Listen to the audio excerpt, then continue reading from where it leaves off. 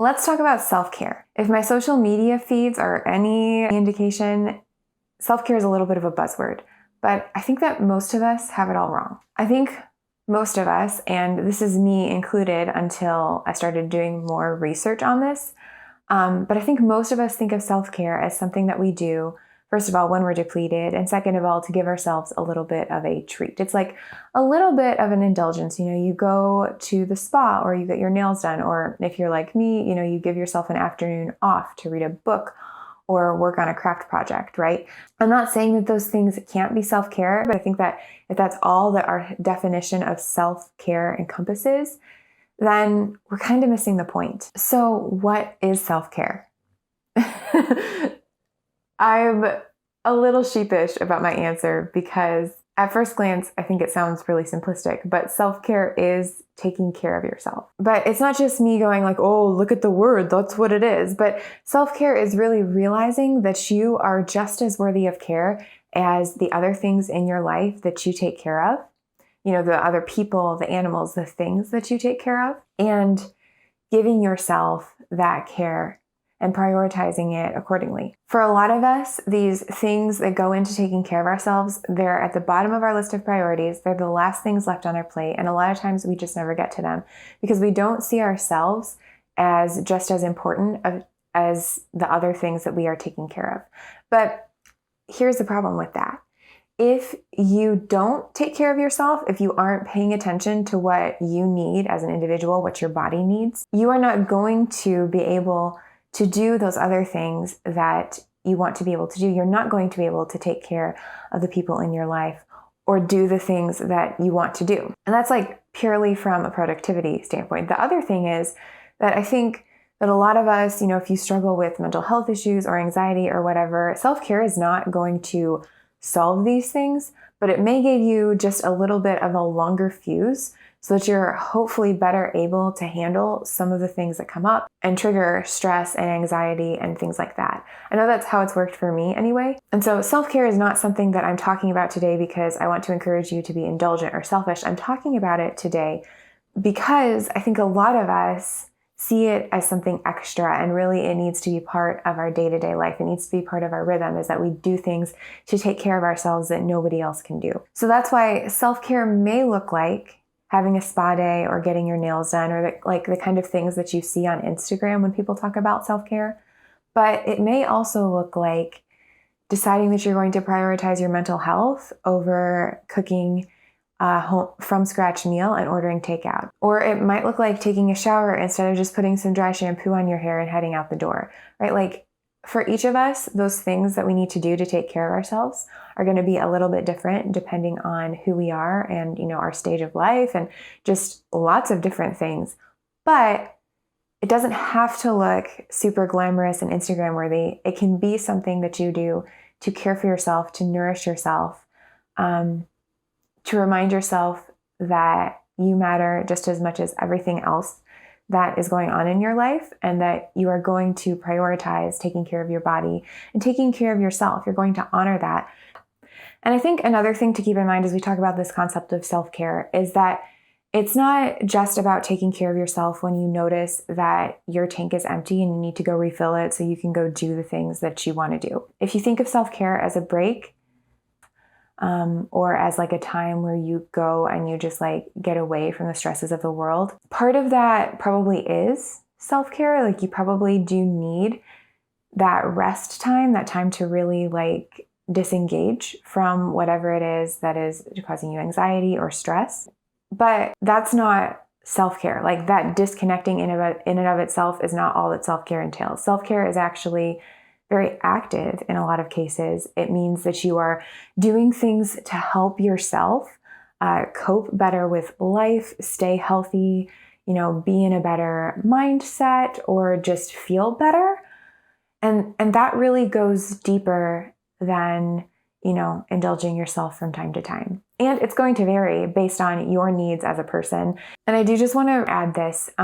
Self-care is not the same thing as self-indulgence. I think that for some of my life, I really equated those two terms. And so I thought that self-care was not necessarily a good thing. Maybe it was selfish. Maybe it was bad. And we don't need to get in a debate on this video about like what's good or bad. But I will say that self-care is not the same thing as just giving yourself whatever you want, right? You are taking intentional steps to make sure that and that's your whole self, like your body, your mind, your spirit, your whole self is nourished and being looked after. That is different from just saying like, oh, hey, self-care, I guess I'm going to go shopping, right? I'm not saying that shopping can't be self-care. There have actually been times where I've been behind on buying things that I needed to take care of myself. And so shopping was a form of self-care. But self-care is not the same as just indulging yourself on every single whim. If you pride yourself on being a self-disciplined person, or you're kind of allergic to the term self-care, I hope this makes you think about like, okay, I can still be disciplined about, whatever it is it's important to me to not, overindulge in, but I can still take care of myself too at the same time. Those things aren't mutually exclusive. Like taking care of yourself is actually going to help you be more disciplined in the areas that matter the most to you. Okay, so self-care is really personal and kind of individually based. So I'm not going to give you a bunch of steps to achieve perfect self-care at this point in the video, or probably ever, unless I come up with some sort of idea to help you figure out what you need to do to take care of yourself, right? But I did want to give some examples because I feel like it's really frustrating if you watch a YouTube video or read a book or whatever, and they don't give you some practical examples. So I'm just going to show you what I do for myself.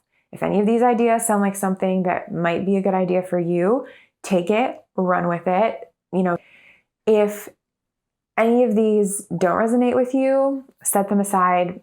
It's for me, it's not for you. I'm not telling you anything that you need to do. But I did want to show you kind of some of the things that I try to keep in my list of things that I do for self-care. And just a note on this, there's a lot of items here that I'm about to cover. I do not do all of these every day. I don't even do all of these every week. Some of these things I do more often than others, and that's okay. A big part of self-care for me is making sure that I am gentle with myself and I don't get overly perfectionistic about it, because if I do, then I let perfectionism kind of swallow me up, and I don't do any of it because I'm afraid that I won't be able to do it perfectly. No one is grading you on your own self-care. You get to decide what you can do at a given time or at a given day. I just encourage you to make sure that it is part of your daily and weekly rhythm, that you're at least thinking about how you can take care of yourself in a small way. And so these are some examples of what you might want to do, or ways you might want to incorporate that work for me some of the time. And it's still a struggle at times, but it definitely helps me to have a list of things that I know that I want to do to take care of myself, or even just good ideas, so that when I have a few minutes and I go, okay, you know what, I haven't taken care of myself today. What's something I can do to take care of myself?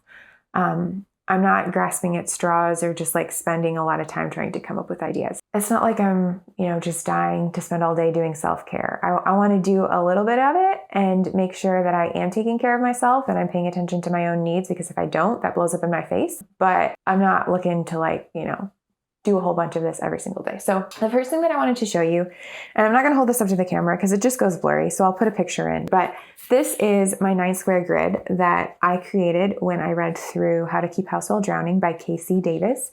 I will make sure that I include that title in the description. I may link to it. But basically, she has this framework that I've talked about in my priority setting frameworks video, which I'll also link to. But she has this 9-square framework where you decide, where you can organize and prioritize sort of any mixture of things in your life. I did one for self-care.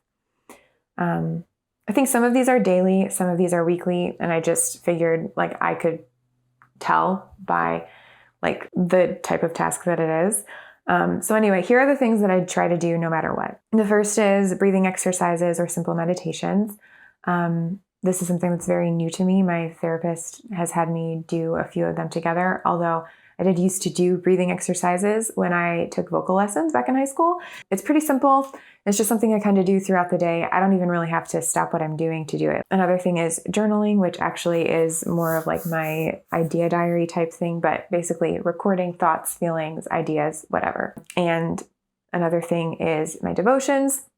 I'm a Christian, and so every day it really helps me to know that I have a time to connect with God, to read His Word, to ask Him to show me how I can better serve Him and others throughout the day, to really thank Jesus for the gift that He gave us.